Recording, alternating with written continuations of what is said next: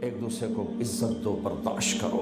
میرے نبی نے فرمایا بہترین مسلمان وہ ہے جو بیوی سے اچھا سلوک کرتا ہو، اور بیوی سے فرمایا میری شریعت میں سجدہ ہوتا تو بیوی سے کہتا خامند کو سجدہ کر۔ بہترین صدقہ اولاد کی تربیت ہے۔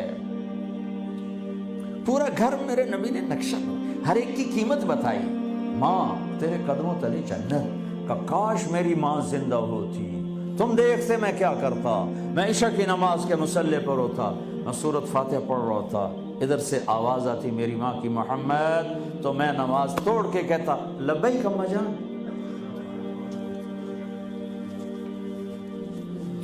باپ کا تیرے جنت کا دروازہ ہے، باپ تیری جنت کا دروازہ ہے، کھولنا توڑنا نہیں، کھولنا توڑنا نہیں،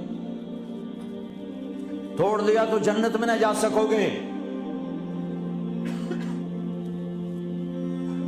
سب سے بہترین مسلمان جو بیوی سے اچھا سلوک کرے، سب سے بہترین عورت جو اپنے خامند کی منشا کو دیکھے۔ پھر آپ نے ایک عجب بات فرمائی جو معاشرے میں بہت بوجھ بنتا ہے جس کا، ہاں بھائی تمہیں ایسا صدقہ بتاؤں جس سے بڑھ کے کوئی صدقہ نہیں، تمہیں ایسا صدقہ بتاؤں جس سے بڑھ کے کوئی صدقہ نہیں۔ انہوں نے کہا جی کیا؟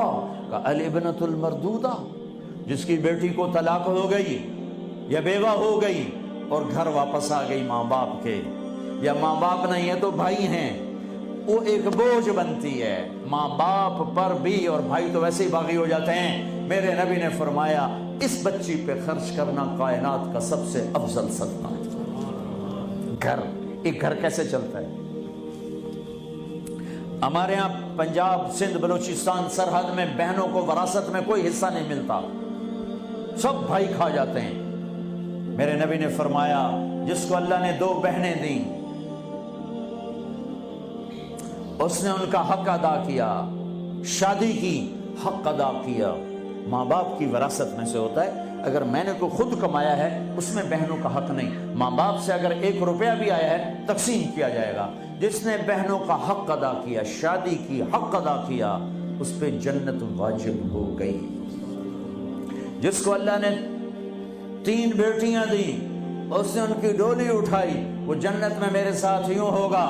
ایک بولے اگر 2 ہوں، کہ جس نے 2 بیٹیوں کی شادی کی وہ بھی ایسے ہوگا۔ اللہ بھلا کرے۔ ایک صحابی کا کہ جس کی 1 ہو، کہ جس کی 1 ہے، اگر اس نے اس کو عزت سے رخصت کیا تو وہ بھی میرے ساتھ ایسے ہی ہوگا۔ پھر کئی بچیوں کو طلاق پڑی ہے کہ اس کو بیٹا نہیں ہوتا۔ یہاں آنے سے پہلے کا واقعہ، پنڈی سے بچی رو رو برا حال اس کا، میں تو فون سنتا ہی نہیں ہوں ایسے کہ میرا تو کلیجہ پھٹ گیا ہے۔ ہے کہنے لگی کہ سسرال نے کہا تھا بیٹی ہوئی تو طلاق دے دیں۔ میں نے کہا اس میں میرا کیا قصور ہے، اور بیٹی ہی ہوئی اور مجھے طلاق پڑ گئی، اور میں گھر آ گئی 22 سال کی عمر۔ بیٹی دینے والا اللہ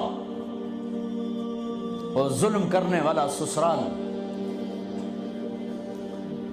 میرے نبی کو اللہ نے بیٹے دے کے اٹھا لیے، قاسم اٹھا لیے، عبداللہ اٹھا لیے، ابراہیم اٹھا لیے، 4 بیٹیاں لی، 3 زندگی میں اٹھا لی، زینب، ام کلثوم، رقیہ، تینوں آنکھوں کے سامنے چلی گئیں۔ فاطمہ سے نسل چلی، آپ نے فرمایا لوگوں کی نسل بیٹے سے چلتی ہے، میری نسل میری بیٹی فاطمہ سے چلی۔ اس لعنت کو دھویا۔ عورت کا کیا قصور ہے اگر اس بیچاری کو بچیاں ہو رہی؟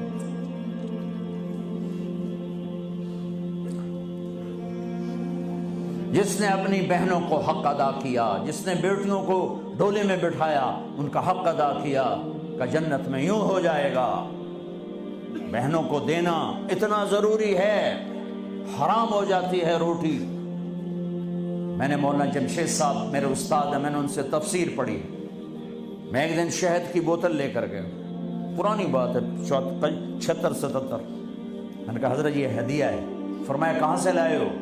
میں نے کہا میرے اپنے باپ کا ہے۔ فرمایا تیرے باپ نے اپنی بہنوں کو تیرے باپ نے اپنی بہن یعنی میری پھوپھیوں کو، تیرے باپ نے اپنی بہنوں کو زمین میں سے حصہ دیا تھا؟ یہ سوال کیوں کیا؟ 10 روپے کی شہد کی بوتل تھی اس وقت، کہ اگر دیا تھا تو یہ میں لے لوں گا، اگر نہیں دیا تو پھر یہ حرام ہے، میں نہیں لوں گا، یہ مطلب